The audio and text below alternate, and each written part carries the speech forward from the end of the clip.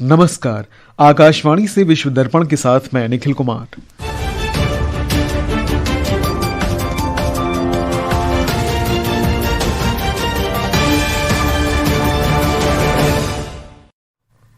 प्रधानमंत्री नरेंद्र मोदी और रूस के राष्ट्रपति व्लादिमीर पुतिन के बीच आज बातचीत।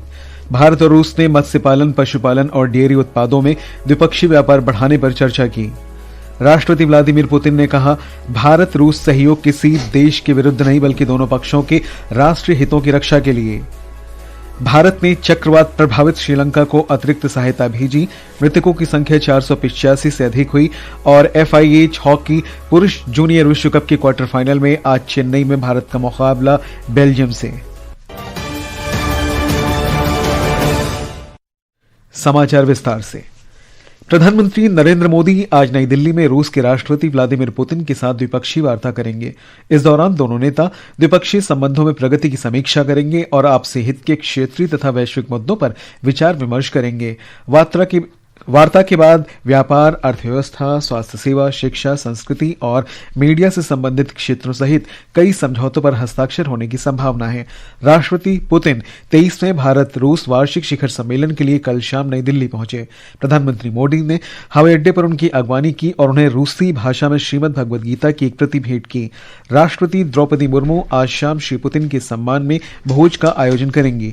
हमारे संवाददाता ने बताया कि भारत और रूस अपनी रणनीतिक साझेदारी की घोषणा की 25वीं वर्षगांठ मना रहे हैं। पिछले 11 वर्षों में प्रधानमंत्री नरेंद्र मोदी और रूस के राष्ट्रपति व्लादिमीर पुतिन 19 बार मिल चुके हैं। वार्षिक शिखर सम्मेलन दोनों देशों के बीच सबसे बड़ा संस्थागत संवाद तंत्र है। प्रधानमंत्री मोदी को पिछले साल जुलाई में रूस का सर्वोच्च सम्मान order of the Holi apostle एंड्रियो the first से सम्मानित किया गया था। 2024-25 में दोनों देशों का व्यापार $68 बिलियन से ज्यादा के रिकॉर्ड स्तर पर रहा। दोनों नेताओं ने 2030 तक व्यापार को $100 बिलियन तक बढ़ाने का लक्ष्य रखा है। दोनों देश गगनयान मिशन पर मिलकर काम कर रहे हैं, जो भारत का पहला मानव अंतरिक्ष मिशन है। हाल ही में रूस के कजान और यकतेरिनबर्ग में भारत के वाणिज्यिक दूतावासों का उद्घाटन किया गया। राष्ट्रपति पुतिन का दौरा दोनों देशों के बीच विशेष रणनीतिक साझेदारी को मजबूत करने का अवसर प्रदान करेगा। सुपर्णा के साथ अनुपम मिश्र, आकाशवाणी समाचार, दिल्ली। रूस के राष्ट्रपति व्लादिमीर पुतिन ने कहा है कि भारत रूस सहयोग किसी देश के विरुद्ध नहीं है। इसका एकमात्र उद्देश्य दोनों देशों के राष्ट्रीय हितों की रक्षा करना है। रूस के साथ भारत के ऊर्जा संबंधों पर उन्होंने कहा कि कुछ देश रूस के साथ अपने घनिष्ठ संबंधों के कारण अंतर्राष्ट्रीय बाजार में भारत की बढ़ती भूमिका को नापसंद कर रहे हैं और वे राजनीतिक कारणों से इसमें रुकावटें पैदा करके भारत के प्रभाव को कम करने का प्रयास कर रहे हैं। भारत आने से पहले एक टीवी चैनल को दिए साक्षात्कार में श्री पुतिन ने कहा कि प्रधानमंत्री मोदी आसानी से दबाव में आने वाले नेता नहीं हैं और भारत के लोगों को उन पर गर्व है। भारत से रूस से कच्चा तेल खरीदने पर अमेरिका की आपत्ति को खारिज करते हुए उन्होंने कहा कि यदि अमेरिका को रूस से तेल खरीदने का अधिकार है तो भारत को भी ये अधिकार मिलना चाहिए। भारत रूस वार्षिक शिखर सम्मेलन के अवसर पर मत्स्य पालन, पशुपालन और डेयरी मंत्री राजीव रंजन सिंह ने कल नई दिल्ली में रूस की कृषि मंत्री ओक्साना लुट के साथ द्विपक्षीय बैठक की। मंत्रालय ने बताया कि दोनों पक्षों ने मत्स्य पालन, पशु और डेयरी उत्पादों में आपसी व्यापार, बाजार संबंधी मुद्दों के समाधान और निर्यात में तेजी लाने पर चर्चा की।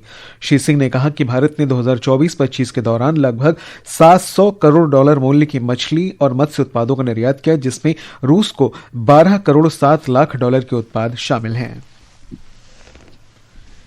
विदेश मंत्रालय में काउंसलर, पासपोर्ट, वीजा और प्रवासी भारतीय मामलों के सचिव अरुण के चटर्जी ने कल ओमान के अपने समकक्ष अधिकारी शेख खलीफा अल हार्थी के साथ 14वें भारत ओमान रणनीतिक सलाहकार समूह की बैठक की अध्यक्षता की। विदेश मंत्रालय ने बताया कि दोनों पक्षों ने भारत ओमान बहुआयामी रणनीतिक साझेदारी की समीक्षा की। बातचीत में आपसी हित के क्षेत्रीय तथा वैश्विक मुद्दों पर भी चर्चा हुई। अफगानिस्तान के विदेश मंत्री अमीर खान मुत्तकी ने पाकिस्तान पर अफगानिस्तान में गुप्त परियोजनाएं थोपने, आर्थिक दबाव बनाने, सीमा बंद करने तथा तालिबान प्रशासन को अस्थिर कर राजनीतिक लाभ उठाने का आरोप लगाया है। काबुल में श्री मुत्तकी ने कहा कि पाकिस्तान अपने सभी पड़ोसियों के साथ लंबे समय से विवाद में शामिल रहा है। उन्होंने कहा कि पाकिस्तान उनके देश पर अवास्तविक और अस्वीकार्य सुरक्षा मांगों के साथ दबाव बना रहा है। अफगानी विदेश मंत्री ने कहा कि अफगान क्षेत्र में होने वाले किसी भी प्रकार के उल्लंघन का जवाब देने के लिए अफगानिस्तान के सैन्य बल पूरी तरह से तैयार हैं। उन्होंने पाकिस्तान को चेतावनी देते हुए कहा कि सीमा पार तनाव से सख्ती से निपटा जाएगा। भारत सरकार ने अफगानिस्तान में इन्फ्लुएंजा और मेनिंजाइटिस की रोकथाम की मदद में आवश्यक स्वास्थ्य सहायता प्रदान की है। विदेश मंत्रालय के प्रवक्ता रणधीर जायसवाल ने बताया कि भारत ने अफगानिस्तान को इन्फ्लुएंजा और मेनिंजाइटिस के टीकों की 63,700 से अधिक खुराकें उपलब्ध कराई हैं। सोशल मीडिया पोस्ट में उन्होंने कहा कि 28 नवंबर को भारत ने अफगानिस्तान की तत्काल चिकित्सा जरूरतों को पूरा करने के लिए 73 टन जीवन रक्षक दवाएं, टीके और अन्य आवश्यक वस्तुएं काबुल भेजी थीं। विश्व दर्पण समाचार आकाशवाणी से प्रसारित किए जा रहे हैं। ताजा समाचार जानने के लिए आप हमारे social media handle x@AIR News Hindi को फॉलो कर सकते हैं। विश्व दर्पण में आपका फिर स्वागत है। श्रीलंका में आपदा से मृतकों की संख्या में वृद्धि हुई है। आपदा प्रबंधन केंद्र ने 486 लोगों की मृत्यु और 341 लोगों के लापता होने की पुष्टि की है। 51,000 से ज्यादा परिवारों के 1.5 लाख से अधिक लोग अभी भी विस्थापित हैं।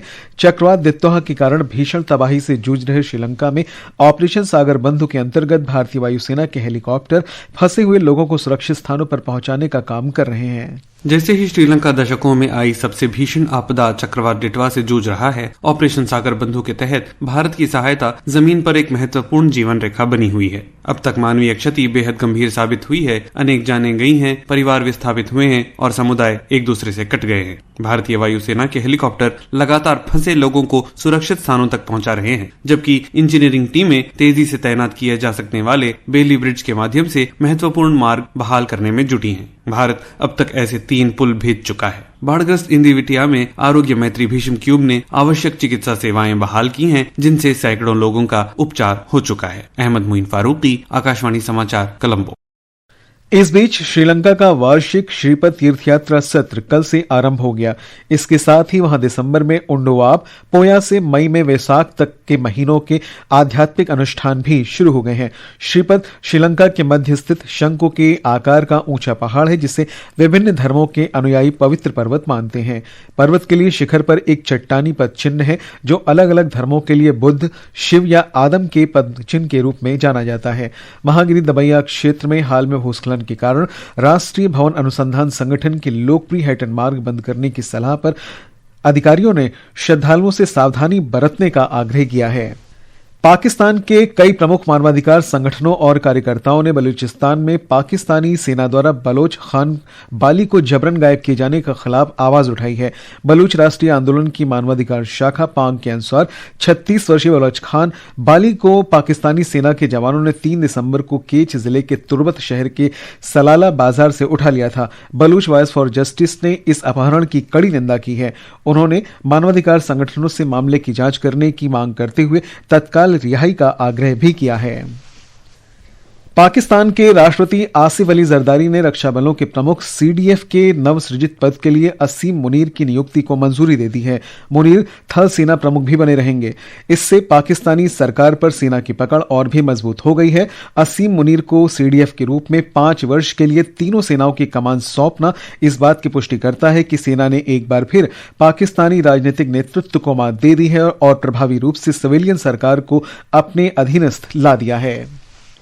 FIH हॉकी पुरुष जूनियर विश्व कप के क्वार्टर फाइनल में आज चेन्नई में भारत का सामना बेल्जियम से होगा और ईस्ट बंगाल ने कल AIFF सुपर कप फुटबॉल के पहले सेमीफाइनल में पंजाब FC को 3 गोल से हरा दिया था। इसके अलावा HCL स्क्वैश इंडियन टूर 4 के महिला वर्ग के फाइनल में जोशना चिनप्पा का मुकाबला अनाहत सिंह से होगा। वहीं पुरुष वर्ग में वेलावन सेंथिल कुमार मिस्र के आदम हवल से खेलेंगे। और अंत में मुख्य समाचार एक बार फिर। प्रधानमंत्री नरेंद्र मोदी और रूस के राष्ट्रपति व्लादिमीर पुतिन के बीच आज बातचीत होगी। भारत और रूस ने मत्स्य पालन, पशुपालन और डेयरी उत्पाद में द्विपक्षीय व्यापार बढ़ाने पर चर्चा की। राष्ट्रपति व्लादिमीर पुतिन ने कहा, भारत रूस सहयोग किसी देश के विरुद्ध नहीं बल्कि दोनों पक्षों के राष्ट्रीय हितों की रक्षा के लिए। भारत ने चक्रवात प्रभावित श्रीलंका को अतिरिक्त सहायता भेजी। मृतकों की संख्या 485 से अधिक हुई। और FIH हॉकी पुरुष जूनियर विश्व कप के क्वार्टर फाइनल में आज चेन्नई में भारत का मुकाबला बेल्जियम से। इसके साथ ही विश्व दर्पण का ये अंक समाप्त हुआ। नमस्कार।